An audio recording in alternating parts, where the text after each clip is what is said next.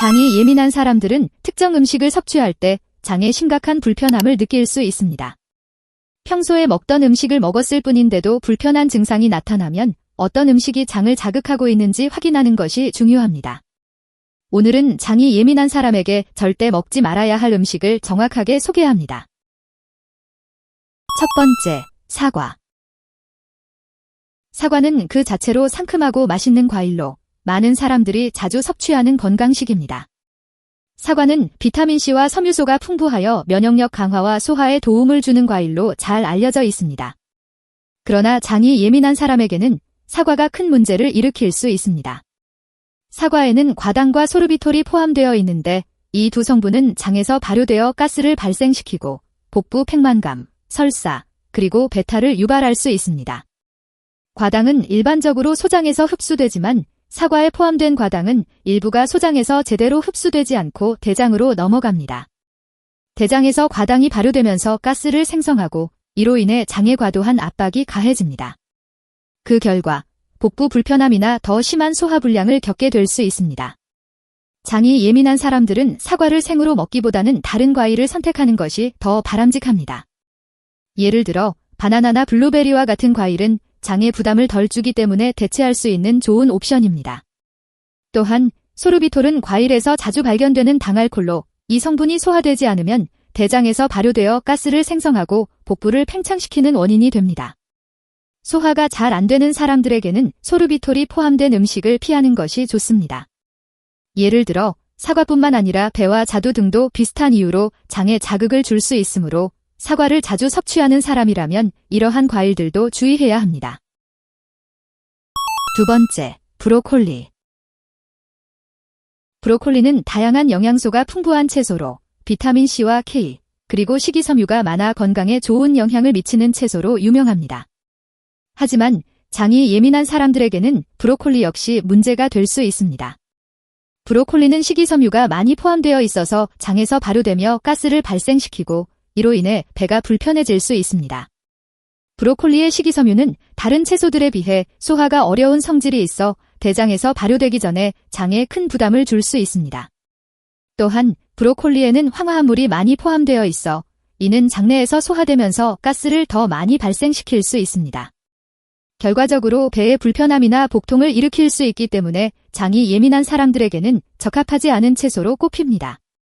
브로콜리와 같은 십자화과 채소는 글루코시놀레이트라는 성분을 함유하고 있는데 이 성분도 장에 자극을 줄 수 있는 물질입니다.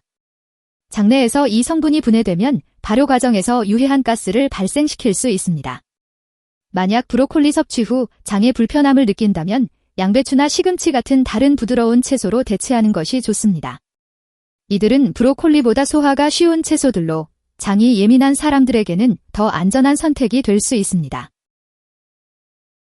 세 번째, 우유. 우유는 많은 사람들이 아침에 즐겨 마시는 음료로 뼈 건강에 좋은 칼슘과 단백질이 풍부하다는 이유로 자주 섭취됩니다. 우유는 또한 여러 비타민과 미네랄을 함유하고 있어 영양학적으로 매우 유익한 음료로 간주됩니다. 하지만 장이 민감한 사람들에게는 우유가 소화에 문제를 일으킬 수 있는 음식으로 작용할 수 있습니다.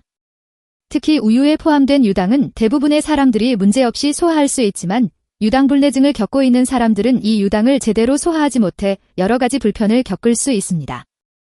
유당불내증은 유당을 분해하는 효소인 락타아제의 부족으로 인해 발생하는 질환입니다. 이 효소가 부족하면 우유나 유제품을 섭취한 후 유당이 제대로 소화되지 않고 대장에서 발효되어 가스를 생성하게 됩니다. 이 과정에서 가스가 장에 압력을 가하게 되고 그 결과 복부 팽만감이나 가스, 심한 경우 설사 등의 증상이 발생할 수 있습니다.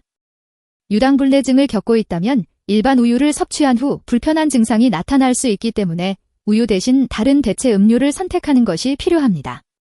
이러한 불편함을 피하려면 락토프리 우유나 유당이 제거된 다른 대체 우유를 선택하는 것이 좋은 방법입니다. 락토프리 우유는 유당이 제거되어 있기 때문에 유당불내증을 겪고 있는 사람들에게 안전하게 섭취할 수 있는 대체 음료가 됩니다. 또한 치즈나 요거트와 같은 유제품은 유당이 일부 소화되어 있기 때문에 일반 우유보다는 덜 자극적일 수 있습니다. 특히 요거트에는 유익한 유산균이 포함되어 있어 장 건강을 개선하는 데 도움이 될 수 있습니다. 네 번째, 양파. 양파는 많은 요리에서 중요한 재료로 사용되며 다양한 건강 효능이 있는 채소로 알려져 있습니다. 양파에는 알리신이라는 항산화 성분이 포함되어 있어 면역력 강화, 염증 완화, 그리고 혈액순환에 도움을 줄 수 있습니다.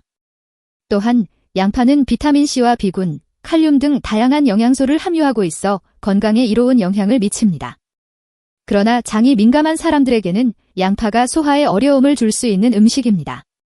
양파에는 프럭탄이라는 성분이 포함되어 있는데 이 성분은 소장에서 완전히 소화되지 않고 대장으로 넘어가 발효되면서 가스를 생성하고 이 가스는 장에 압박을 가하여 복부 팽만감과 같은 불편한 증상을 유발할 수 있습니다.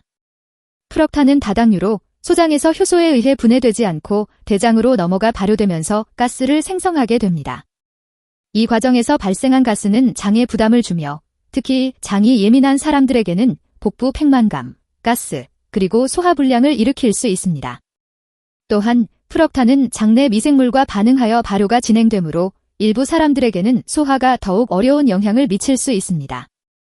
생양파는 프럭탄이 많이 포함되어 있어 장에 더 큰 자극을 주게 되며 이는 장이 민감한 사람들에게 불편감을 초래할 수 있습니다.